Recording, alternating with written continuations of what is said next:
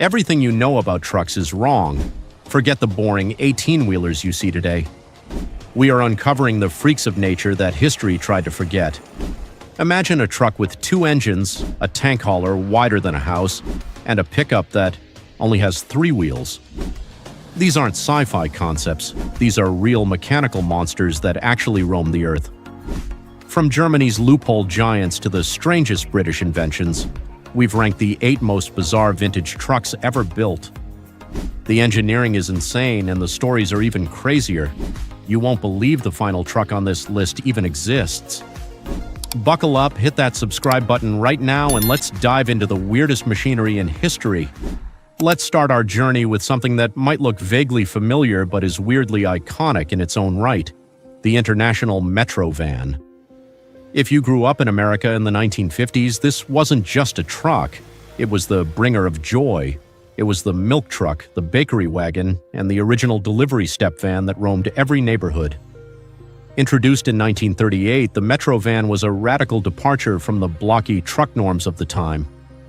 While other trucks were just crude cabs bolted onto frames, the Metro body was inspired by Art Deco design, looking like a streamlined loaf of bread on wheels. International Harvester designed this vehicle to literally replace the horse-drawn wagons that preceded it. The engineering behind it was surprisingly advanced for a work vehicle. It featured a unibody construction long before it became an industry standard, which maximized the interior cargo space relative to its footprint. This allowed for a cavernous storage area in a relatively compact vehicle, perfect for navigating tight city streets. The rounded corners weren't just for style, they helped maneuverability. However, the engine placement was the weird part. It was tucked inside the cabin between the driver and passenger seats, covered by a large metal hump that radiated immense heat. The driving experience was unique, to say the least. The Metro van was designed specifically so the driver could operate it while standing up or sitting on a folding seat. This was crucial for delivery drivers who had to jump in and out hundreds of times a day. While it is a nostalgic piece of Americana today, driving a Metro van by modern standards feels terrifying. You are essentially sitting right on the front bumper with almost no crash protection, surrounded by thin sheet metal. It's the cutest entry on our list, but as we move forward, the machines are about to get much tougher and significantly stranger. We are dialing the clock back to the chaotic, muddy trenches of World War I. Meet the FWD Model B. Now, FWD stands for four-wheel drive. That might sound standard today, but in 1912, that was practically alien technology. Before this truck, the idea of powering all 4 wheels on a heavy transport vehicle was considered unnecessary complexity. The Model B was a definitive ugly duckling of military history. It lacked almost all creature comforts. There was no windshield to protect you from bullets or rain, no doors, and certainly no heater. It was raw, exposed mechanical brutality designed for survival, not comfort. The layout of the Model B is what makes it so bizarre to modern eyes. The driver sat completely exposed to the elements, perched incredibly high above the engine on a flat wooden bench. The engine itself was actually located under the floorboards, directly beneath the driver's feet. This meant that if you needed to perform maintenance or fix a breakdown in the field, you were practically disassembling the cockpit floor. Despite its crude appearance, the engineering was robust. It used a full-time 4-wheel drive system with a lockable center differential, advanced technology that wouldn't become common in passenger cars for another 70 years. But here is why it's legendary. During the Great War, while standard rear-wheel drive trucks were sinking helplessly into the thick French mud, the Model B just kept moving. Its top speed was only about 15 miles per hour, but speed wasn't the point, traction was. Over 16,000 of these were built for the war effort, hauling ammunition and troops where horses couldn't go. They were slow, loud, and incredibly uncomfortable, but they proved once and for all that 4-driven wheels were superior to 2. It looks like a garden shed on wheels, but this machine literally helped win a war. Crossing the Atlantic to Great Britain, we find a truck that looks like it eats other trucks for breakfast, the Scamel Constructor. If the Metro van was a loaf of bread, the constructor is a solid brick wall. Produced in the 1950s, this 6C6 heavyweight was designed for one thing: extreme haulage. We are talking about pulling loads of over 150 tons without breaking a sweat. The design is pure, unadulterated function. It has a bonnet that seems to stretch on for miles, housing massive diesel engines, typically from Rolls-Royce or Gardner, which were the gold standard of power. The sheer width of this thing is intimidating, taking up nearly the entire lane. It was designed as a prime mover for the heaviest industries, moving transformers, giant girders, and military hardware. The cab was Spartan, loud, and hot, vibrating with the raw power of the massive engine sitting just inches from the driver's legs. Visually, it is unmistakable due to its wide stance and the aggressive vertical grille bars. It represents a golden era of British heavy engineering where overbuilt was the standard operating procedure. Nothing on this truck is plastic. It is all heavy, thick steel. What makes the Scamel constructor so strange mechanically is its rear suspension setup. It utilized a unique walking beam bogie suspension.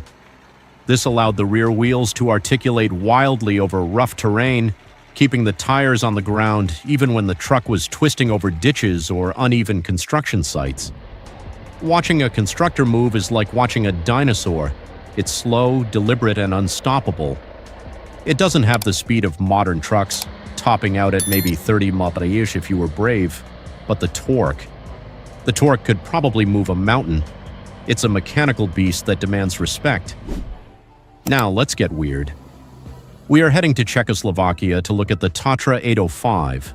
Fans of the brand affectionately call this truck the Kachenia, which translates to the duck.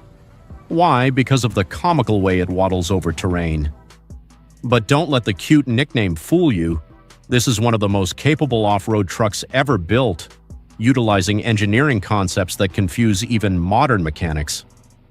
Produced in the 1950s, the 805 was designed to go where no other vehicle could, serving as a military truck, an ambulance, and an expedition vehicle for explorers.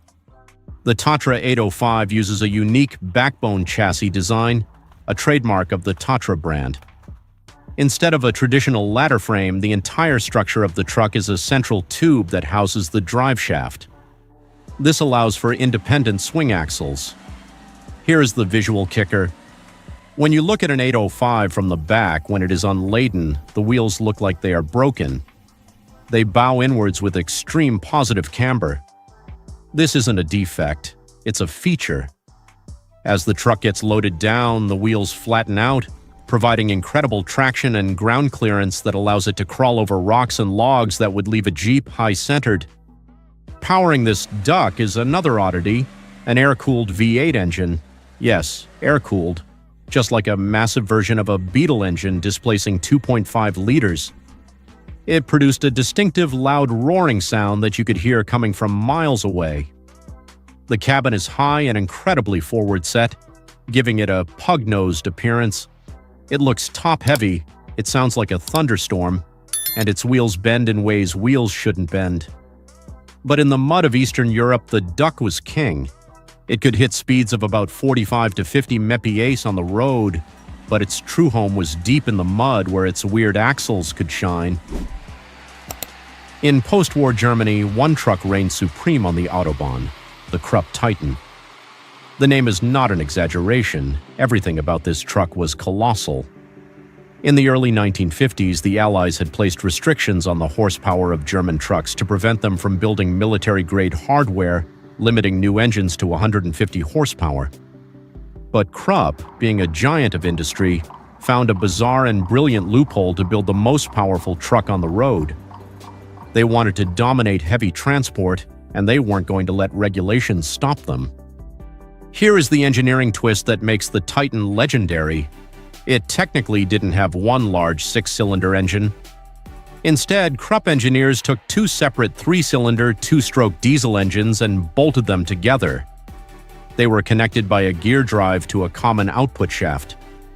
This allowed Krupp to claim they were using smaller legal engines while actually delivering a massive combined 210 horsepower. This blew the competition away.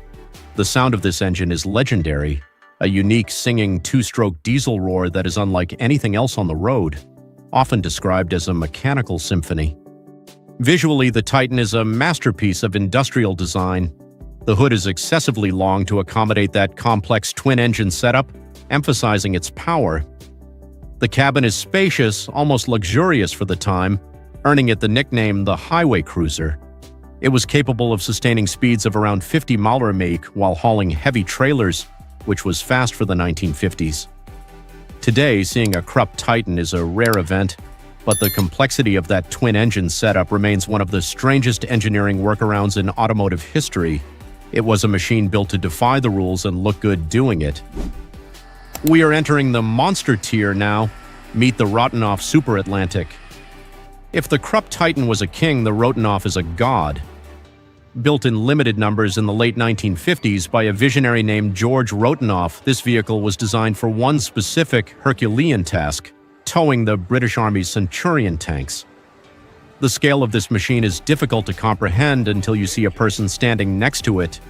It is wider than a standard lane of traffic and stands tall enough to look down on semi-trucks. It wasn't built for commerce, it was built for brute force. Under the massive hood sat a supercharged Rolls-Royce diesel engine. This power plant guzzled fuel at a rate that would make a modern environmentalist faint, but it was necessary. The Super Atlantic was rated to pull gross train weights of over 100 tons. It utilized a heavy-duty gearbox and rear axles that looked like they belonged on a locomotive rather than a truck. The truck didn't just pull weight, it mastered it. The tires alone are massive, designed to carry extreme loads without bursting, and the chassis is reinforced steel thick enough to stop a bullet. The visual impact of the Rotunoff is hard to describe. It has a flat, brutalist front end with headlights that look tiny compared to the massive grille vents. The fenders are huge slabs of steel. Only about 35 of these monsters were ever built, making them incredibly rare today. To see one is to witness the peak of Cold War heavy hauling capability. It's big, it's bad, and it's undeniably bizarre in its excess. While other trucks struggled to move construction equipment, the Rotunoff was moving the weapons of war without breaking a sweat. At number 2, we have a machine that was so far ahead of its time it feels like it traveled back from the future. The Jeffrey Quad, also known as the Nash Quad. Produced starting in 1913, over a century ago, this truck features technology that modern car companies brag about as new today: four-wheel steering. It was built in Wisconsin and became the workhorse of the Allied forces. While it looks like a simple flatbed wagon from a distance, underneath it was a complex dance of drive shafts, differentials, and universal joints that was revolutionary. Yes, you heard that right. The Jeffrey Quad could steer with both its front and rear wheels simultaneously. This allowed the rear wheels to track exactly in the path of the front wheels. This was crucial on the muddy, rutted wagon trails of the early 20th century. If the front wheels made it through the mud, the rear wheels would follow in the same groove, preventing the truck from creating new drag and getting stuck. It also featured portal axles, gears inside the wheels, to give it massive ground clearance of over 14 inches, allowing it to drive over stumps and rocks. The performance was modest by today's standards, a top speed of maybe 15 to 20 mph, but its capability was unmatched. The wheels themselves were often solid rubber, meaning you never got a flat tire, but the ride would shatter your spine. It was the Cybertruck of 1913, weird, controversial, but undeniably capable. It proves that good ideas don't always stick around immediately, as four-wheel steering disappeared from trucks for decades afterwards. The Jeffrey Quad remains a testament to early American ingenuity, solving problems with complex mechanical solutions. And finally, we have arrived at number 1. We've seen six-wheeled giants and tank pullers, but nothing is quite as baffling as the Reliant Ant. Just look at it. It's a pickup truck with 3 wheels. It looks like a toy that escaped from a factory. Produced in the UK starting in 1967, the Ant wasn't built because 3 wheels are better than 4. Absolutely not. The answer, as is often the case in automotive history, is taxes. In the UK, three-wheeled vehicles under a certain weight were taxed as motorcycles. Reliant, the company famous for the Robin, decided to apply this loophole logic to a work vehicle. The result is this bizarre triangular truck. It has a tiny 700cc or 850cc engine, producing barely enough power to merge onto a highway without praying. The payload was rated for about 800 to 1100 LEBs, which sounds decent until you realize the truck itself looks like it might tip over in a strong wind. The cabin is made of fiberglass, meaning if you hit something, the truck basically shatters. It was designed for light work in narrow European streets, but it looks utterly ridiculous. Driving the Ant requires a specific kind of bravery. Cornering is a terrifying experience due to the single front wheel. It is the absolute antithesis of everything a truck is supposed to be. It's not stable, it's not powerful, and it's not tough. Driving the Reliant Ant loaded with cargo felt less like driving a truck and more like balancing a wheelbarrow on a tightrope. And that is exactly why it is the weirdest, most bizarre truck to ever exist. It's a legal loophole on wheels that somehow survived into the modern world. From the massive Rottenoff to the tiny Reliant Ant, these 8 trucks prove that automotive history is full of wild surprises. It was a time when engineers took big risks to solve problems, creating machines with true character. Which one of these vintage oddities was your favorite? Would you dare to drive the three-wheeled Ant? Let me know in the comments below. If you enjoyed this ride through history, please hit like and subscribe for more amazing stories. Thanks for watching and see you next time. Stop scrolling. Everything you know about trucks is wrong. We aren't talking about Fords or Chevys here. Imagine a truck that looks like a spaceship, another that drives while you stand up, and a military beast that actually swims through rivers. These aren't sci-fi movies. These are real monsters from history that defy every law of physics and logic. Why would anyone build a truck with only 3 wheels, or one that bends in the middle? Today we are exposing 10 of the most bizarre, dangerous, and mind-blowing trucks ever made. You need to watch until the very last second to believe they exist. Hit that subscribe button right now and do not look away, because this ride is about to get extremely weird, and trust me, you are not ready for the 6-wheeled nightmare waiting at number 1. We start our journey in post-war Japan with a vehicle that looks less like a truck and more like a rolling log. Meet the Mazda T2000. When you first look at it, your brain struggles to comprehend the proportions. It is incredibly long, with the longest version stretching over 20 feet in length, yet it balances precariously on just 3 wheels. This wasn't a mistake, it was a necessity. In the tight, narrow streets of recovering Japan, maneuverability was king. The 3-wheel configuration allowed for a much tighter turning radius than any 4-wheeler could dream of, making it the ultimate urban workhorse. Don't let the quirky tricycle look fool you. This machine was an absolute beast in its category.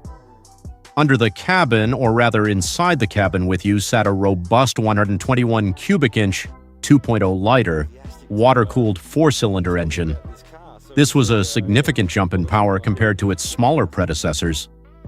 The T2000 was the undisputed king of the auto rickshaw class, capable of hauling a payload of roughly 4,400 LEBs, 2 tons. It could hit speeds of around 60 mph, which, given that you are balancing on one front wheel, must have felt absolutely terrifying. It was heavy-duty hauling with motorcycle dynamics. Driving the Mazda T2000 was an experience completely unique to this era. The cabin was sparse, loud, and offered zero crash protection, but it provided an unobstructed view of the road because you were sitting directly on top of the front wheel. It represents a specific moment in history where utility completely trumped aesthetics. While they look alien to us now, in the 1960s and early 70s, these blue giants were building the infrastructure of a nation. Today, seeing one is a rare treat, a reminder of when Mazda was building the backbone of industry before they became famous for sports cars. Crossing the Atlantic to the United Kingdom, we find the Scamel Scarab, a vehicle with a name as distinctive as its shape. Developed in 1948, the Scarab was designed to be the successor to the literal horse-drawn carts still used in British rail yards. The engineers needed a mechanical replacement that could maneuver exactly like a horse. The result was this snub-nosed, three-wheeled tractor unit. With a payload capacity ranging from 6,700 to 13,000 lbs depending on the model, it was a serious industrial tool packaged in a toy-like body, dominating the narrow alleyways of London. The true magic of the Scarab lay in its front wheel configuration.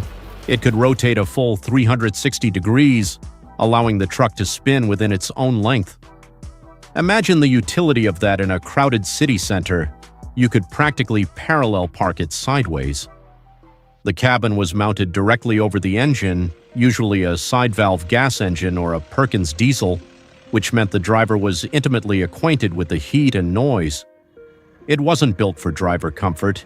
It was built to move freight from trains to local businesses as efficiently as physically possible. What makes the Scarab truly bizarre to modern eyes is its coupling system.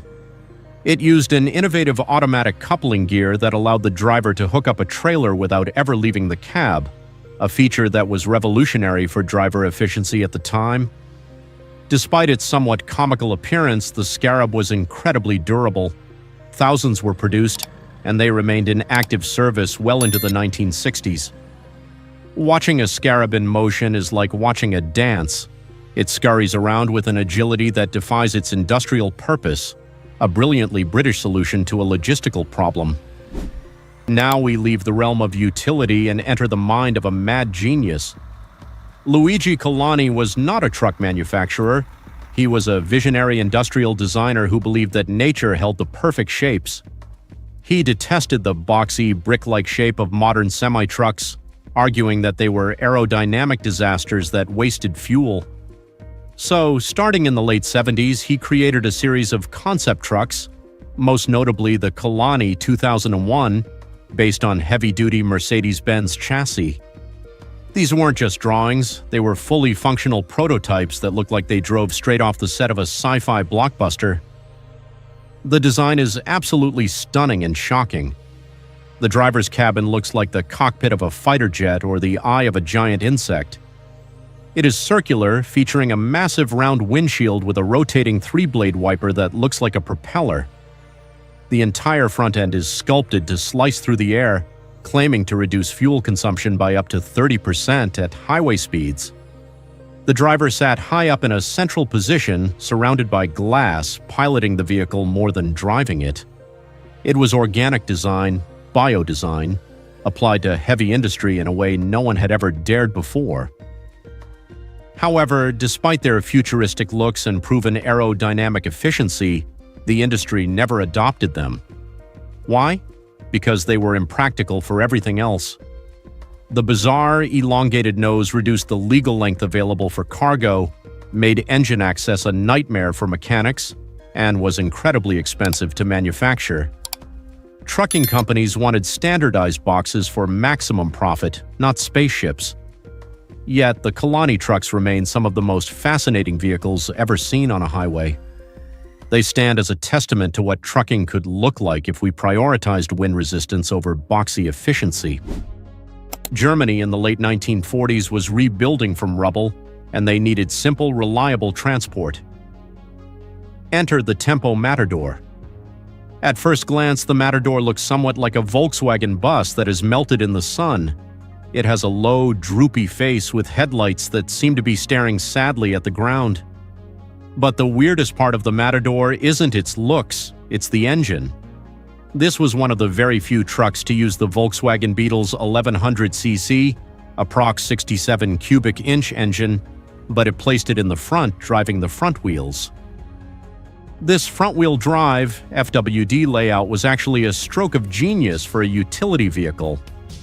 Because there was no driveshaft running to the back wheels, the cargo bed could be extremely low and flat, making it incredibly easy to load heavy goods by hand. With only 25 horsepower on tap, it wasn't going anywhere fast. Top speed was barely 50 mph, but it could carry a surprising amount of weight. It was the perfect delivery vehicle for the narrow cobblestone streets of Europe. However, this success created a rivalry with Volkswagen itself. Volkswagen realized the Tempo Matador was a direct competitor to their own upcoming Type 2 transporter, the VW bus. So they cut off the supply of engines. Tempo was forced to scramble and switch to other engines, primarily Austin motors, which changed the design of the front end. But the original VW-powered Matadors remain the holy grail for collectors. The driving position is bizarrely forward, sitting right over the front axle with a horizontal steering wheel. It looks friendly, harmless, and slightly confused, a fascinating footnote in history where the VW engine almost became the standard for front-wheel drive trucks. If you thought the Mazda T2000 was the only three-wheeler on this list, think again. Germany had its own fascination with the tripod layout, and the Goliath Goalie was the last of its kind. Produced by the Borgward Group in the late 1950s, the Goalie was a desperate attempt to keep the cheap three-wheeled commercial vehicle alive. Unlike its chain-driven predecessors, the Goalie featured a more advanced shaft drive system, sending power to the front wheel. The design is stark, utilitarian, and dangerously simple, looking like a metal box balanced on a tricycle. The Goalie was powered by a tiny 30 cubic inch, 500cc, two-cylinder, two-stroke engine. If you know engines, you know that means blue smoke and a very distinct ring-ding-ding noise echoing through the streets. With about 15 horsepower, it had a payload of roughly 2,000 lbs, which is impressive relative to its size, but stability was always a concern. While it was fine for low-speed city deliveries, taking a corner too fast in a fully loaded Goliath Goalie was a recipe for a rollover. It was the budget option for the small business owner who couldn't quite afford a four-wheeled van. Despite its limitations, the Goalie was surprisingly popular for a short time due to its low cost and tax benefits. But as the German economic miracle took hold, people wanted real cars, not unstable three-wheelers. The Goalie became a symbol of the lean years. Looking at one today with its single front wheel tucked under a narrow nose and its wide cargo bed, it looks precarious. It serves as a reminder of how simple a vehicle can be and still be considered a truck.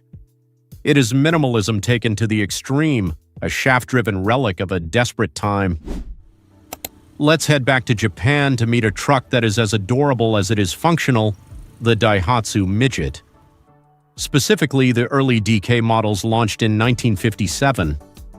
If you have ever seen a movie set in 1950s Tokyo, you have seen these zipping around. The Midget was designed to fit into a specific tax class that made it accessible to practically everyone. It is tiny, so small that a large American driver might actually struggle to fit inside. We are talking about a total weight of just over 1,000 lbs and a payload capacity of around 600 to 800 lbs. It was the definition of light duty. The most shocking feature of the early DKA version was the steering. It didn't have a steering wheel, it had motorcycle handlebars. The cabin was essentially a glass and steel bubble built around a scooter. It had one headlight in the center on the earliest drafts, later moving to two bug eyes, giving it the look of a startled frog. Power came from a tiny 15 cubic inch, 250C two-stroke engine. It wasn't fast, topping out at about 40 mph, and it certainly wasn't safe by modern standards, but it was exactly what Japan needed to bridge the gap between bicycles and full-size trucks. The Daihatsu Midget became a cult icon representing the democratization of logistics. You didn't need a commercial license or a lot of money to own one. It is the spiritual ancestor of the modern K-truck, but with way more character. The charm of the Midget lies in its honesty. It doesn't pretend to be tough, it pretends to be helpful. Driving one today is a terrifyingly fun experience. You are inches from the ground, surrounded by thin metal, buzzing along like an angry hornet. It is impossible not to smile when you see one, proving that good things really do come in small packages. When you think of Jeep, you think of the Wrangler or the old CJ models. But in the late 1950s, Jeep decided to get weird with the Forward Control series, and the FC-150 is the strangest of the bunch. The idea was to maximize cargo space on a short chassis. So they took the frame of a standard CJ5 Jeep and placed the cab famously on top of the engine, right at the very front.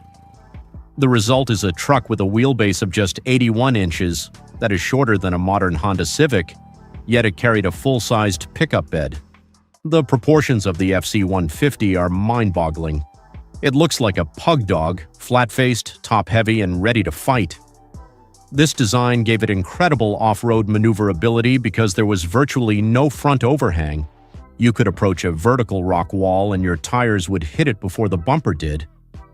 However, this design came with a terrifying drawback. Because all the weight was in the front, if you braked hard while going down a steep hill with an empty bed, the rear wheels could actually lift off the ground. The truck was known to do stoppies, which is not what you want in a utility vehicle. Despite the scary handling quirks, the FC-150 is a marvel of packaging. Jeep even had to add a heavy cast-iron weight to the rear bumper just to keep the back wheels on the ground. The view from the driver's seat is commanding. You see nothing but the road directly beneath your feet. It is a masterpiece of industrial design by Brooks Stevens, distinct from anything else on the American road. Today, the Jeep FC-150 is a collector's dream, a rugged, quirky 4x4 that proves Jeep wasn't afraid to think outside the box, even if the result was a little tipsy. If you have ever been to a vintage food truck festival, you have probably seen a Citroën Type H. But don't let its modern hipster popularity fool you. This is a serious piece of industrial history dating back to 1947. The first thing you notice is the skin. The entire body is made of corrugated steel panels, looking exactly like the Junkers airplanes of W. Pooh. This wasn't for style. The ridges added immense strength to the thin metal sheets without adding extra weight. It was cheap, strong, and ugly beautiful, staying in production for 34 years with minimal changes. The Type H was revolutionary beneath the skin. It featured a unitary body with no separate frame, four-wheel independent suspension, and most importantly, front-wheel drive. This meant the floor in the back was completely flat and incredibly low to the ground, just 13 inches high. You could walk in and out without climbing, standing fully upright inside thanks to the 6-foot ceiling height in many models. It was a rolling box of maximum efficiency. The pig-nose front end, with the engine protruding forward into the cabin, gave it a distinctive silhouette that became a French icon. Driving a Type H is a physical workout. The steering is heavy, the gearbox is tricky, and the engine, usually a 116 cubic inch 1.9L gas unit, is loud. Top speed is theoretically 60 mph, but you would need a lot of courage and earplugs to sustain it. Yet it is virtually indestructible. It was the van of the French police, the post office, and the local baker. It is a vehicle that prioritizes function over form so heavily that it actually circles back to being a work of art. The tube, as it is affectionately called, is weird, corrugated, and utterly unmistakable. For many Americans growing up in the mid-20th century, the sound of the Divco was the sound of mourning. Divco, Detroit Industrial Vehicle Company, built trucks specifically for one purpose: multi-stop delivery. They are most famous as milk trucks. The design is iconic: a rounded snub-nosed hood and a smooth, almost Art Deco body. But the weirdest feature of the Divco was how you drove it. These trucks were designed for extreme efficiency, allowing the driver to operate the vehicle while standing up. Yes, standing up. They featured a complex control system that allowed the milkmen to drive from a standing position using a throttle and brake mounted on the steering column or floor. This meant they could hop in, drive to the next house, and hop out without constantly sitting down and getting up, saving time and energy over hundreds of stops. The doors were bifold or sliding, allowing them to stay open while driving. The standard engine was typically a Hercules or Continental 4-cylinder, geared incredibly low.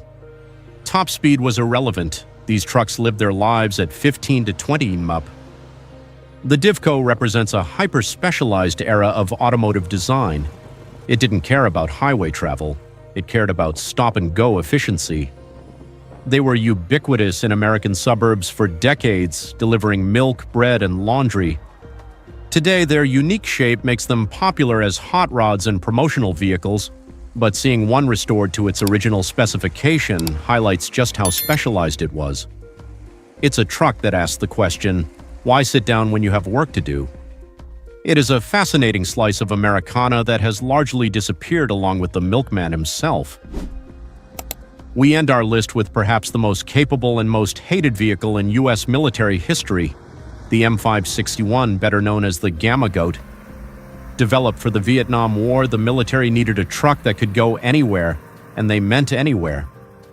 The solution was a six-wheel drive, 6C6 vehicle with an articulated joint in the middle. The cab and the trailer were permanently connected, but they could twist independently, allowing the wheels to stay on the ground over the roughest terrain imaginable. It looks like two vehicles smashed together, but it is one continuous machine. The Goat name was well-earned because it could climb over rocks and wade through mud that would stop a Jeep dead. But here is the crazy part. It was fully amphibious. It had an aluminum body and could float, propelled in the water by its wheels at a speed of roughly 2 to 3 mph. On land, it could hit 55 mph, powered by a Detroit diesel 3 to 53 two-stroke engine. This engine was the source of much hatred. It was located right behind the driver's head and was so deafeningly loud that drivers had to wear hearing protection just to operate it without suffering permanent hearing loss. The steering was also bizarre. It featured four-wheel steering where the front and rear axles turned in opposite directions, making it handle strangely on pavement. It was complex, noisy, and required constant maintenance. The soldiers hated it because it was uncomfortable. The mechanics hated it because it was hard to fix. But in terms of pure weird engineering, it is a masterpiece, an articulated, swimming, six-wheeled, screaming banshee of a truck. There has never been anything like the Gamma Goat before or since, cementing its place as the weirdest military truck ever made. We have seen some truly crazy things today. From the wobbly three-wheelers of Japan to the swimming military goats of America, these 10 trucks prove that automotive history is anything but boring. It was a time when engineers took risks and built machines that prioritized function over form in the weirdest ways possible. Which one was your favorite? Did you love the futuristic Kalani or the standing drive Divco? Let me know in the comments below. Don't forget to like and subscribe for more deep dives into mechanical history. Thanks for watching. Forget everything you know about trucks. We are not talking about your grandfather's pickup. We are talking about mechanical freaks of nature. Have you ever seen a truck that walks over rocks like a spider? Or a van with a two-stroke engine that smokes like a chimney? From Cold War secrets to three-wheeled oddities, these are the 10 most bizarre classic trucks that history tried to forget. These machines defy logic, physics, and sanity. You need to stay until the very last second because the engineering gets crazier with every entry. If you love discovering the weirdest machines on Earth, smash that subscribe button right now. Let's dive into the madness. We are kicking off this list with an American oddity from the late 1950s that looks like it is wearing a pair of extra glasses. Meet the International Harvester Sightliner. At first glance, you might think the designers made a terrible mistake. Why are there two extra windows cut into the bodywork right below the windshield? This wasn't a design flaw, it was a radical attempt to solve a major safety problem. In the tight city streets of the 1950s, drivers in high-cab over trucks could not see pedestrians or small cars directly in front of their massive steel bumpers. Mechanically, the Sightliner was an absolute beast tailored for the U.S. highway system. It was typically powered by the massive V401 or V549 gasoline V8 engines, churning out serious horsepower for its time. Officially known as the ACO series, its distinct compact design was a direct response to strict length regulations. The Sightliner measured only 48 inches from the bumper to the back of the cab. This ultra-short length allowed trucking companies to haul longer trailers while staying legally within the overall length limits of various states. It was a brilliant, albeit strange, example of government regulations dictating automotive design. However, the Sightliner did not stick around forever, and there were reasons for its disappearance. Drivers often complained about the excessive heat in the cabin because they were sitting directly on top of a roaring V8 engine with lots of glass letting in the sun. As length regulations relaxed and cab designs improved, the need for those lower sight windows vanished. Today, seeing a sightliner at a classic truck show is an incredibly rare treat. It stands as a testament to a time when American engineers were not afraid to cut holes in a truck just to see if it worked. Crossing the Atlantic Ocean and the Iron Curtain, we find the Barkas B1000. While the Volkswagen bus was becoming a symbol of freedom and surfing in the West, the Barkas was the undisputed workhorse of East Germany. Produced from 1961 all the way until 1991, this van platform did absolutely everything behind the Berlin Wall. It served as an ambulance, a police van, a flatbed truck, and a delivery vehicle. Unlike the rear-engine VW, the Barkas utilized a front-wheel drive layout. This was actually revolutionary for a commercial van, allowing for a remarkably low and flat loading floor for easy cargo access. The engine of the Barkas is where things get truly bizarre by modern American standards. It was powered by a tiny two-stroke three-cylinder engine derived from the Wartburg car. Yes, a smoky two-stroke engine in a one-ton truck. This meant you had to mix oil with the gas, and it produced that signature ring-ding sound and a cloud of blue smoke. With only about 45 horsepower on tap, it was not going anywhere fast, but it was surprisingly torque-heavy. If the engine failed, the design was so simple that two people could literally lift the engine out of the chassis by hand. Despite its underpowered nature, the Barkas B1000 is a cult icon today, representing the ingenuity of engineers working with limited resources. It survived for decades with almost no significant changes, serving as a time capsule of communist engineering. While it lacked the comfort of American vans, it was incredibly durable and easy to fix on the side of the road. Today, collectors import them to the US as unique show cars. Driving one requires patience and a tolerance for noise, but it guarantees you will be the only one at the car meet with a two-stroke van. When the Swedish military needs a truck, they do not mess around with weak designs. Enter the Volvo Laplander series, specifically the C303 model. At first glance, it looks like a brick on wheels. It is arguably one of the boxiest vehicles ever designed. Often nicknamed the Valp or Puppy in its earlier versions, this machine is an absolute monster off-road. It was explicitly designed to transport troops and equipment through the deep snow, frozen lakes, and dense forests of Scandinavia. It is high, narrow, and looks like it might tip over, but its stability is engineering magic. The secret weapon of the Laplander is its portal axles. In a normal American pickup truck, the axle creates a low point in the center of the vehicle that can easily get stuck on rocks or stumps. On the Laplander, the axle tube sits nearly 15 inches above the ground, and a set of gears in the wheel hub transfers the power down to the tire. This gives the truck massive ground clearance without needing monster truck tires. Combined with vacuum-operated differential lockers that can be engaged on the fly, the Laplander can crawl over rocks that would swallow a Jeep Wrangler whole. The driving position is also unique and terrifying.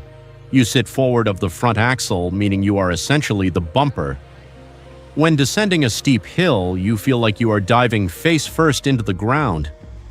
The Volvo Laplander has gained a legendary status among off-road enthusiasts worldwide for its durability and capability.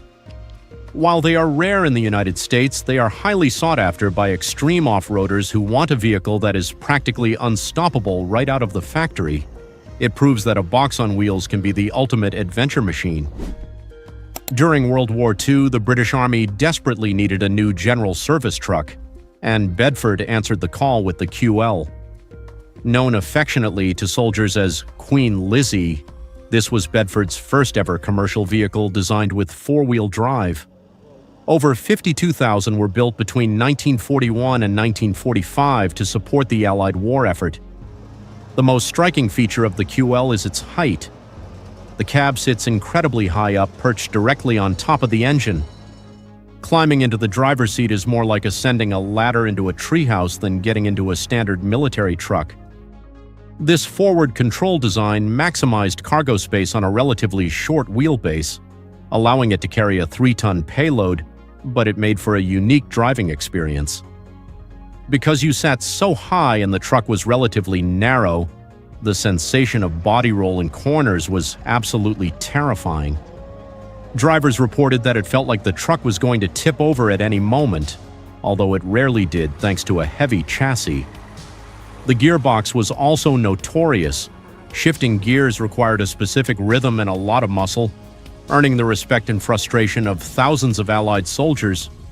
Despite its quirky ergonomics, the Bedford QL was incredibly robust and versatile. It carried troops, acted as a fuel tanker, served as a mobile office, and even towed anti-tank guns across North Africa and Europe. It represents the stiff upper lip of British wartime engineering, maybe not comfortable, maybe a bit odd-looking, but it absolutely got the job done when it mattered most. Many survived the war and were converted for civilian use, serving on farms for decades. It is a tall, awkward, but heroic piece of history. If the Bedford QL is a soldier, the Scamel Explorer is a tank in disguise. Built in the 1950s for the British Army, this 6x6 recovery vehicle is a mechanical masterpiece of brute force. It was designed to rescue other tanks and heavy trucks that had gotten stuck or broken down in the field. Visually, it is intimidating, with a massive protruding radiator grille and a purposeful, heavy-set stance. It weighs over 20 tons fully loaded and looks like it could smash through a brick wall without even scratching the paint. The real magic of the Explorer lies underneath the chassis, specifically in the rear suspension. It uses a walking beam system instead of standard springs. The rear wheels are attached to a massive beam that pivots in the center, allowing for insane articulation. One rear wheel can be 2 feet up in the air while the other is buried in a ditch, and both will still have traction. Powering this beast was the legendary Gardner 6LW diesel engine. It wasn't fast. Top speed was maybe 25 miles per hour downhill, but the torque was earth-shattering, allowing it to tow over 100 tons using low gears. Watching a Scamel Explorer move off-road is hypnotic. The rear wheels articulate and crawl over obstacles like a giant mechanical insect. It is a reminder of a time when trucks were over-engineered to last forever rather than designed for comfort or speed. The transmission gate was also gated, requiring skill to navigate, and the steering was unassisted, demanding serious arm strength from the driver. Today, these giants are kept alive by dedicated enthusiasts who appreciate the raw, unfiltered mechanical connection between man and machine. Is it a truck? Is it a go-kart? Is it a table with wheels? It is the M274 truck platform utility, better known to U.S. servicemen as the mechanical mule. Introduced in the late 1950s and used extensively during the Vietnam War, this is the definition of minimalism. The U.S. military wanted a vehicle that could carry heavy loads over rough terrain but was light enough to be dropped by parachute or carried underneath a helicopter. The result was literally a magnesium platform with 4 wheels and an engine underneath, weighing only about 900 pounds. There is no cab, there are no doors, there is not even a real seat, just a flimsy wire basket for the driver. But the engineering is brilliant. The mule features 4-wheel drive and amazingly 4-wheel steering. This allowed it to crab walk diagonally and make unbelievably tight turns in the jungle. Even stranger, the steering column could be unlatched and tilted forward to extend the wheelbase virtually. This allowed the driver to walk or crawl in front of the moving vehicle while controlling it, perfect for when you needed to use the mule as a shield in combat. Despite looking like a toy, the mule could carry more than its own weight in cargo, often hauling up to 1,000 pounds of ammo across terrain that would stop a jeep. It carried supplies, mounted recoilless rifles for fire support, and evacuated the wounded. It was eventually phased out in the 1980s for the Humvee, but nothing since has matched its sheer utility-to-weight ratio. It proves that you do not need complex computers or armor plating to be an effective military vehicle. Sometimes you just need a flat surface and 4 moving wheels. The Dutch are famous for their endless battle against water, but with the DAF YA-126, they decided to fight the terrain itself. Built in the 1950s as a weapons carrier for the Royal Netherlands Army, This truck looks fairly normal from the top down. However, underneath the chassis, it is an engineering freak of nature. Most 404 trucks use a drive shaft down the middle connected to axles at the front and back. The engineers at DAF said no to that conventional wisdom. Instead, they utilized a unique H-drive system derived from armored car technology. In the H-drive layout, there is no differential in the middle of the axle that could get snagged on rocks. Instead, the drive shafts run along the sides of the chassis, powering the wheels through a complex series of gears. But the weirdest feature is definitely the spare wheels. You will notice 2 spare tires mounted on the sides just behind the front cab. These aren't just for storage. They are actually mounted on free-rotating hubs that hang lower than the chassis. If the truck high centers on a ridge or a bump, these spare wheels act as landing gear, rolling the truck over the obstacle. This brilliant design made the YA-126 nearly unstoppable in uneven terrain. It could drag a 1-ton payload through mud that would stop a tank. It's a level of mechanical complexity that you just do not see anymore because it is incredibly expensive to build and maintain. But for a specific moment in history, DAF created the ultimate off-road spider. Today they are popular among European collectors, but finding parts for that insane drivetrain in the United States is a nightmare, making them a rare and fascinating sight on American soil. After World War II, Japan needed to rebuild its economy from the ground up. The streets were narrow, resources were scarce, and businesses needed a cheap way to move goods. Enter the K-truck revolution, led by the charming Mazda K360. Launched in 1959, this 3-wheeled truck looks less like a utility vehicle and more like a cartoon character come to life. With its rounded bathtub styling, bug-eye headlights, and friendly 2-tone paint jobs, it is undeniably adorable. But do not underestimate it. This little machine helped rebuild the Japanese economy. The K360 was powered by a tiny 3556 EC V-twin air-cooled engine mounted behind the cabin, the same spot you would find an engine in a supercar, technically making it a mid-engine vehicle. It produced a modest 11 to 16 horsepower depending on the year. Driving it was an exercise in balance. With only one wheel at the front, the turning radius was incredibly tight, making it perfect for the alleyways of Tokyo. However, take a corner too fast with an empty bed, and things could get tippy very quickly, requiring a steady hand on the horizontal steering wheel. The cabin was tiny, barely fitting 2 adults comfortably, but it was a step up from a bicycle or a motorcycle. Over 280,000 units were produced before production ended in 1969, replaced by 4-wheeled trucks. Today, the K360 is a rare collector's item, celebrated not for its power but for its style and historical significance. It proved that you do not need big horsepower to make a big impact. While Americans were driving massive V8s, this little tricycle was carrying the weight of a nation's recovery on its small bed. You know the Vespa scooter, the symbol of Italian style, romance, and freedom. But did you know it has a hard-working brother? This is the Vespa ape, pronounced ape, which means bee in Italian, just as Vespa means wasp. Conceived by Enrico Piaggio right after the war, the idea was simple: take the front half of a scooter and weld a cargo box to the back half. It was the elegant solution for Italian merchants who could not afford a full-size truck, but needed to haul wine, cheese, and construction materials through ancient, narrow streets. The ape is primitive but effective. The driver sits on a saddle, in early models, or a simple bench, steering with handlebars just like a motorcycle. The engine is a small displacement 2-stroke, often ranging from 50 cc to roughly 200 cc. It buzzes angrily as it carries loads that look physically impossible for its size, often hauling up to 1,000 pounds or more. Over the decades, the ape evolved, gaining a proper enclosed cab to protect the driver from the rain, but the basic 3-wheel architecture has remained the same for over 70 years. It is one of the longest-running production vehicles in history because nothing else can do exactly what it does. It can squeeze through gaps that would stop a bicycle.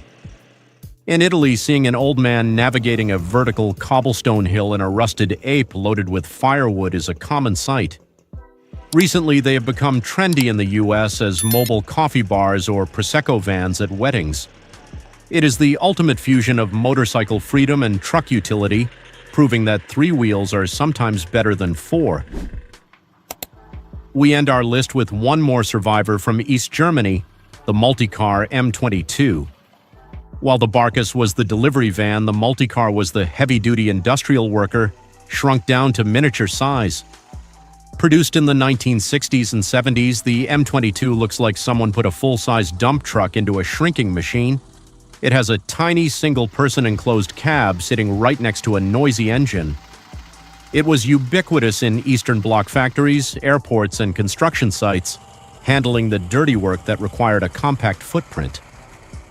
The M22 was powered by an air-cooled V-twin diesel engine producing about 15 horsepower. It was definitely not built for speed. Its top speed was barely 15 to 18 miles per hour. It was built for torque and versatility. The multi in the name referred to the various attachments available: dump beds, snowplows, street sweepers, and ladders. Despite its small size, it could carry a payload of nearly 2 tons, which is mind-blowing for a vehicle of its dimensions. The controls were cramped, and the ride was harsh, but it never quit. Amazingly, unlike many other East German manufacturers that vanished after unification, the multi-car company survived the fall of the Berlin Wall and is still in business today, making modern utility vehicles. But the M22 remains the classic icon, a noisy, smoky, shaking, but incredibly reliable little worker. It is a favorite among collectors of oddball machinery who enjoy driving a truck that tops out at the speed of a bicycle but can pull a house. It is the perfect end to our list of weird wonders. From the window-heavy sightliner to the 3-wheeled wonders, these 10 trucks prove that automotive history is absolutely insane. We have seen the wildest designs solving the toughest problems. Now it is your turn. Which mechanical oddity was your favorite? Would you pick the rock-crawling Volvo or the tiny tricycle? Comment down below right now. Remember to hit like, subscribe, and ring the bell so you never miss the next video. Thanks for watching. Forget the boring trucks you see every day. Transport history is hiding the most insane and bizarre mechanical monsters you won't believe actually existed. From massive 8-wheel drive giants with the power to crush any terrain to tiny, freakish machines that defy all laws of physics and logic. This isn't science fiction. These are real flesh and steel machines that once ruled the streets. Today we are unlocking the secret files on the 10 most unique and rare vintage trucks in the world. Brace yourself, buckle up tight, and hit that subscribe button right now because this trip into the past is about to get incredibly bumpy. Let's start with a true heavyweight champion from the United Kingdom, the Scandi Highwayman. If you grew up in Britain between the 1950s and 70s, this wasn't just a truck. It was the undisputed king of the road. Produced by Scandi lorries, the Highwayman was iconic for its distinct, almost aggressive bonneted design that looked like a bulldog ready to bite. While most trucks of the era were transitioning to flat-front cab-over designs to save space, Scandi stuck to their guns with this massive protruding nose. It wasn't built for speed, topping out at around 30 to 40 miles per hour, but it was built to pull absolutely anything. What makes the Highwayman truly unique is its legendary status among fairground showmen. Originally designed for heavy haulage and general transport, this truck found a second life, pulling massive fairground rides and electric generators. Why? Because it was built like a tank with a solid steel chassis. It was often configured as a ballast tractor, a short, heavy truck loaded with concrete weights to generate enough traction to pull incredible loads up to 50 or even 100 tons. The engines, often sourced from Gardner or Leyland, were loud, reliable beasts that could run forever, provided you didn't mind the deafening noise inside the cabin. Visually, it is unmistakable due to the motif on the radiator grille and those singular round headlamps sitting proudly on the fenders. Later models even pioneered the use of glass-reinforced plastic, fiberglass for the bonnet, a revolutionary move in the 1960s that prevented rust and reduced weight. Driving one was a workout. It had no power steering and the heater was practically non-existent. Today, a restored highwayman is a piece of industrial art.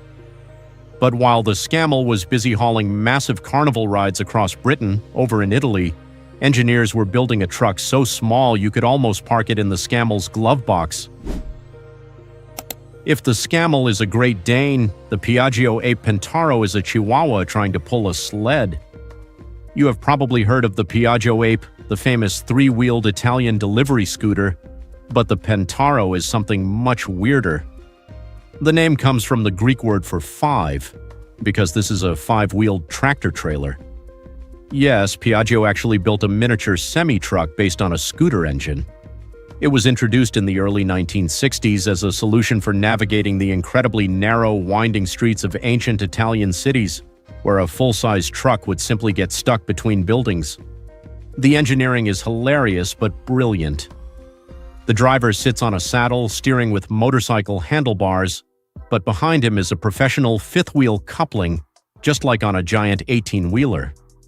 It was powered by a tiny two-stroke engine, producing barely enough horsepower to reach 40 miles per hour downhill.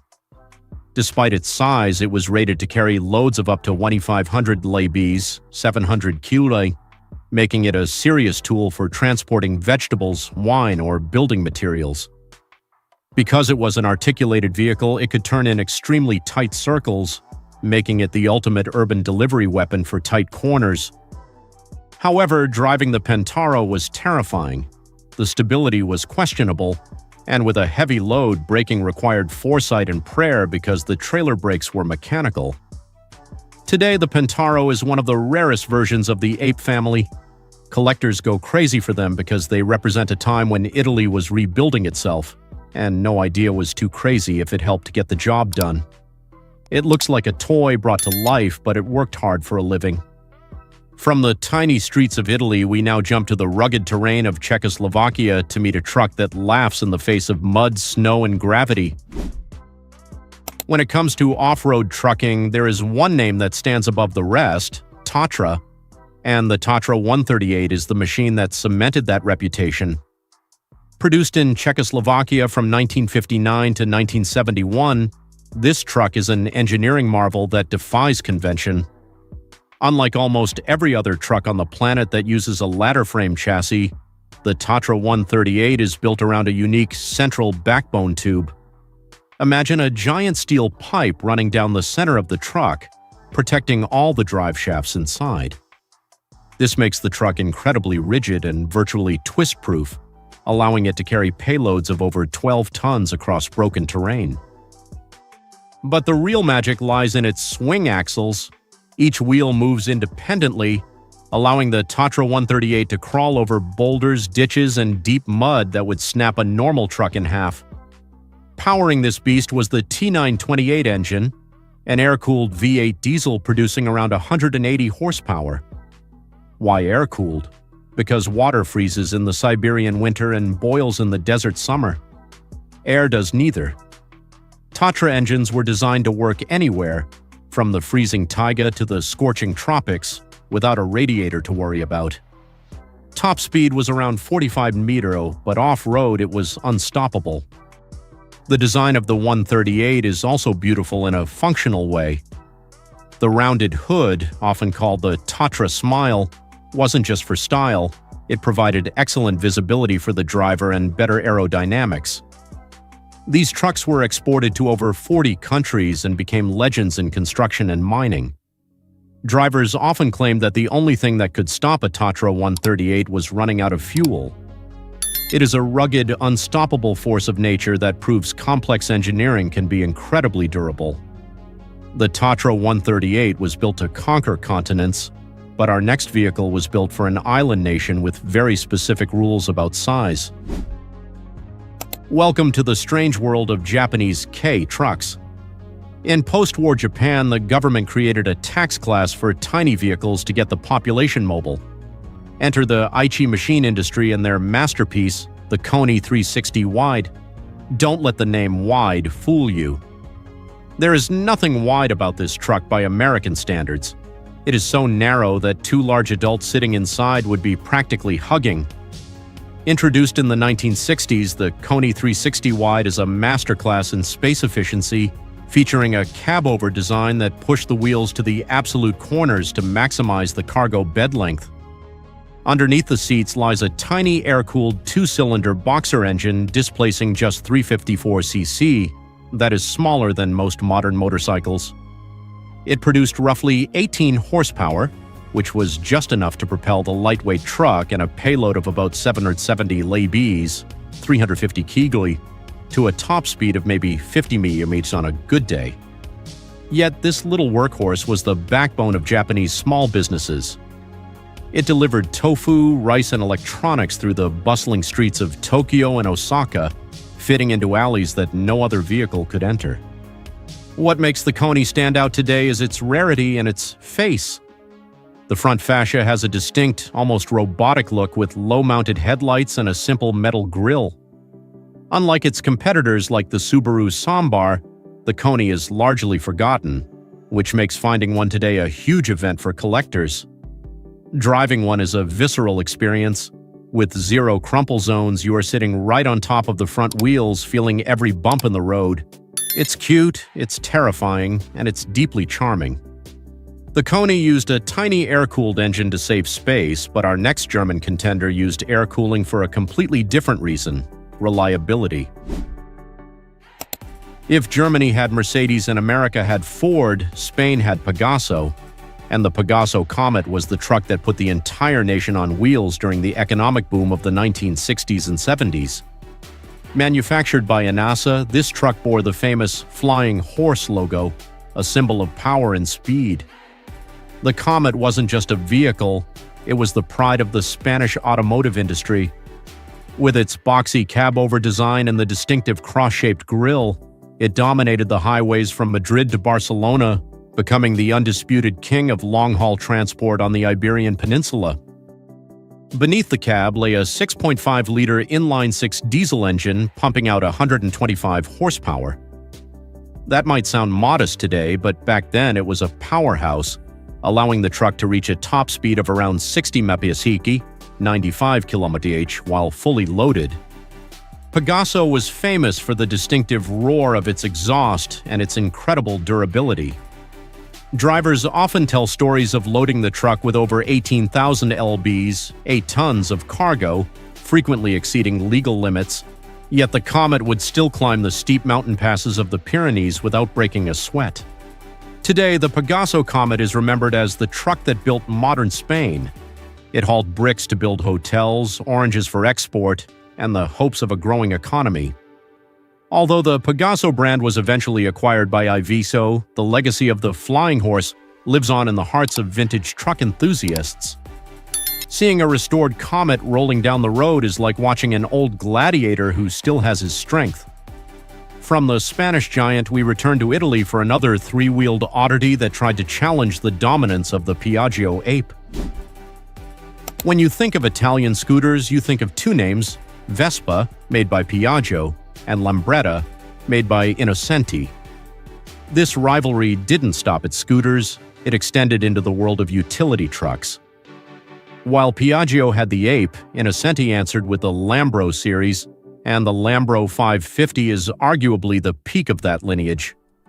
Launched in the mid-1960s, this wasn't just a scooter with a box, it was a serious attempt to make a three-wheeled truck that felt like a car, featuring a fully enclosed steel cabin to protect the driver from the elements. However, unlike a car, you still steered it with handlebars. Imagine sitting in a metal box, shifting gears with your hand on the handlebar clutch, and listening to the buzz of a 198cc two-stroke engine right underneath you. It was noisy, it vibrated, and it smelled of oil and gasoline. The 550 in the name referred to its payload capacity class. That's right, this tiny tricycle could carry over 1,200 lbs, 550 kg of cargo. That is an incredible weight-to-size ratio, essentially allowing it to carry its own weight in bricks or produce. Visually, the Lambro 550 is distinct from the Ape. It has a squarer, more industrial look. often described as utilitarian chic. In Italy, these were the lifeblood of small villages used by bakers, builders, and farmers to navigate tight cobblestone streets. Sadly, when the Innocenti factory closed, the Lambro faded into obscurity faster than the ape. Finding a working Lambro 550 today is rare. They are mechanical time capsules of an era when Italy was getting back to work, one tiny, smoky load at a time.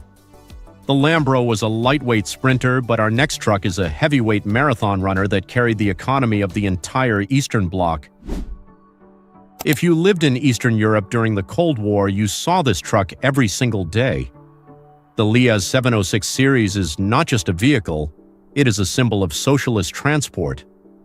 While the Model 706 RT was the original legend, the Liaz 706 MT, which stands for Modernized Trambus, took the platform to a new level in the late 1960s. The term Trambus referred to its cab-over-engine design, which gave it a flat face resembling a bus or a tram. It was the direct evolution of the famous Skoda trucks and became the standard heavy truck for everything from garbage collection to international long-haul trucking. The Liaz 706 MT was powered by an improved M634 inline-six diesel engine displacing nearly 12 liters. It wasn't fast, topping out at around 45 to 50 mph, 75 km/h, and it certainly wasn't quiet, but it had torque for days. The payload capacity was significant, often rated for around 9 tons on the truck itself, plus a trailer. The design of the cabin was surprisingly spacious for its time, often featuring a sleeper berth for drivers who spent weeks on the road. The most distinct feature was its large, friendly face with big round headlights and a split windshield. It had a soft, bouncing suspension that made the cabin sway like a boat, a feeling many retired truck drivers remember with a mix of nostalgia and motion sickness. These trucks were exported all over the communist world, from Cuba to Vietnam. They were simple machines that you could fix with a hammer and a wrench. While Western trucks were adding electronics and comforts, the Liaz remained a purely mechanical beast. Today, seeing a Liaz 706 MT on the road is a rare treat, a smoking, rumbling reminder of a fallen empire's industrial might. The Liaz was a conventional four-wheeler, but in Japan, Mazda decided that 3 wheels were enough, even for a truck the size of a house.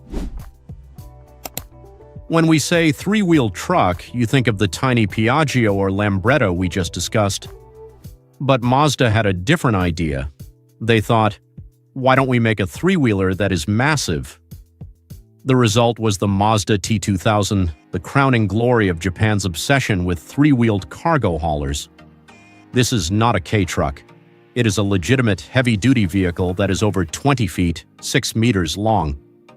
Produced from 1962 to 1974, the T2000 looks like a spaceship from a 1950s comic book, with a long, narrow hood leading to a single front wheel and a wide 2-seat cabin behind it. It was the most powerful in its class, boasting a 2.0-liter, 4-cylinder, water-cooled engine putting out about 80 horsepower. This allowed it to carry a payload of 2 tons, which was impressive for a tricycle. It could reach speeds of up to 60 miles per hour, 100 km/h, which must have been a frightening experience. The main advantage of this bizarre layout was a ridiculously tight turning radius. You could drive this 20-foot giant into a narrow timber yard or a crowded construction site, spin it around on a dime thanks to that single front wheel, and drive right out. The T2000 was widely used in construction and logging, earning a reputation for toughness. However, driving it required skill. If you took a corner too fast while empty, the stability was exciting, to say the least. As Japan's highways improved and speeds increased, the unstable 3-wheelers fell out of favor and were replaced by conventional trucks. Today, the Mazda T2000 is a highly coveted collector's item. It represents the pinnacle of a unique evolutionary branch of the automotive tree that simply stopped growing. The Mazda T2000 looks like science fiction, but our next truck looks like it drove straight out of a history book from the 1930s. The Praga RN is a time traveler. First introduced in 1933 in Czechoslovakia, This truck was so good, so reliable, and so essential that it remained in production for nearly 20 years, surviving World War II and the communist takeover. The RN stands for Rychly Nakladny, which translates to fast cargo. By modern standards, it wasn't fast, topping out at roughly 50 km, 80 km/h, but in the 1930s that was a marvel of performance. The design is pure classic elegance with a long square hood, separate flowing fenders, and large headlamps mounted on a chrome bar. Under the hood lay a 3.5-liter six-cylinder gasoline engine producing about 70 horsepower. It was a thirsty engine, but it was incredibly simple to maintain. During the war, it served as a military transport, an ambulance, and a supply truck. After the war, it rebuilt the country. It was the fire truck that saved villages, the bus that took workers to factories, and the delivery truck that brought food to cities. The payload was rated at around 3 tons, making it a versatile medium-duty truck that could go anywhere. What makes the Praga RN special is its simplicity. It was built before planned obsolescence existed. The parts were heavy, over-engineered, and designed to be repaired indefinitely. Drivers had to double-clutch every gear shift and wrestle the non-assisted steering wheel, but they trusted the Praga with their lives. Seeing one today at a vintage show is like looking at a rolling monument to the resilience of the mid-20th century. The Praga was a Czech legend, but for our final entry, we have to talk about the truck that motorized the entire Soviet Union. We end our list with the most produced truck in the history of the Soviet Union, the Gaz-51. If you look at old footage of Russia, China, or North Korea from the 1950s and 60s, 90% of the trucks you see are Gaz-51s. Over 3.4 million of these units were built. It was the Ford F-150 of the communist world, everywhere, doing everything. The design was heavily influenced by the American Studebaker US-6 truck sent to Russia during World War II, but Soviet engineers adapted it for even harsher conditions and lower quality fuel. It featured a simple 3.5-liter inline-six engine producing 70 horsepower, giving it a modest top speed of around 45 mph, 70 km/h. Early models even had wooden cabins to save steel, though later versions were all metal. With a payload of 2.5 tons, it wasn't a giant, but it was tough. It wasn't comfortable and the suspension was stiff, but it was virtually unstoppable in mud and snow thanks to its high ground clearance and robust drivetrain.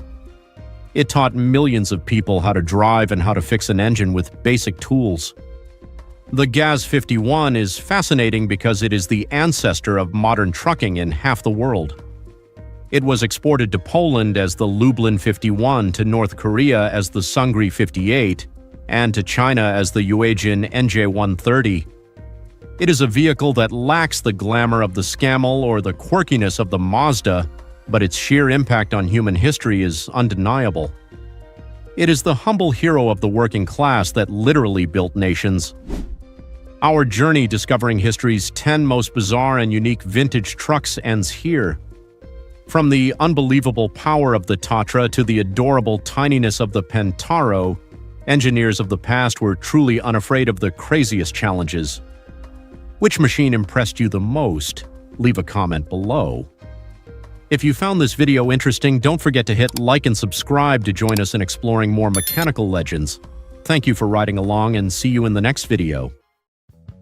Have you ever seen a truck that looks like a giant metal toaster or a Soviet monster that literally eats gasoline for breakfast? Welcome to the world of old-school trucking, where safety was optional and drivers were made of steel. We are not talking about your modern, comfortable Volvos or Peterbilts. We are diving deep into the history books to find the 10 most bizarre, rugged, and downright strange trucks that you won't believe actually existed. From the frozen highways of Siberia to the sun-drenched roads of 1960s America, these machines built nations. Which one is the weirdest? Is it the cracker box that shook drivers to their bones, or the one-axle alien from the USSR? Stick around, because number 9 will absolutely blow your mind. Hit that subscribe button, buckle up, and let's roll. Let's start with a legend that changed the face of Soviet transport forever: the KAMAZ 5320. Before this truck arrived in 1976, Soviet drivers were used to long-nosed bonneted trucks that offered zero visibility. The KAMAZ 5320 was a revolution, a cab-over-engine design that looked modern, almost European. It was the new kid on the block, powered by a roaring V8 diesel engine. It wasn't just a truck, it was a symbol of industrial pride, built in the world's largest truck factory at the time. Drivers finally had a sleeper cab, which was a luxury in the USSR, allowing them to travel vast distances across the continent comfortably. Under the cabin, the KAMAZ 5320 featured a powerful 10.85-liter YAMZ 740 V8 diesel engine, producing 210 horsepower. This 6x4 configuration truck could haul a payload of roughly 17,000 pounds, with a gross combination weight reaching over 57,000 pounds when pulling a trailer. While its top speed was limited to about 53 miles per hour, its torque was impressive. The transmission was a 10-speed manual with a splitter, giving drivers plenty of gears to conquer the Russian terrain. It consumed fuel at a rate of roughly 7 miles per gallon, which was considered efficient for a heavy-duty Soviet truck of that era. Despite its reliability compared to its predecessors, it was still a vibration machine. The cabin insulation was practically non-existent in the early models, meaning you felt every single explosion in that V8 engine right under your seat. But for the Soviet trucker, this was the Cadillac of heavy haulers. It laid the foundation for the KAMAZ trucks that dominate the Dakar Rally today. Owning the road in a KAMAZ wasn't a walk in the park. If it broke down in the middle of nowhere, you could fix it with a sledgehammer. While the KAMAZ was a step towards modernity, our next truck is the absolute face of the Soviet working class. If you close your eyes and picture a Soviet truck, you are probably picturing the ZIL 130. Produced for over 30 years starting in the early 60s, this truck is instantly recognizable by its panoramic windshield and that signature baby blue and white paint job. Why blue? Because the USSR had an abundance of that specific paint. It was the universal soldier of the East, serving as a dump truck, a fire engine, a garbage truck, and a farm hauler. Designed to be driven by anyone from an 18-year-old conscript to a seasoned veteran, it represents an era where efficiency didn't matter, but extreme durability was everything. Here is the bizarre fact regarding its specifications. While the rest of the world was switching to diesel, the ZIL 130 was powered by a 6.0-liter V8 gasoline engine. Yes, it ran on gas. This hungry beast produced about 1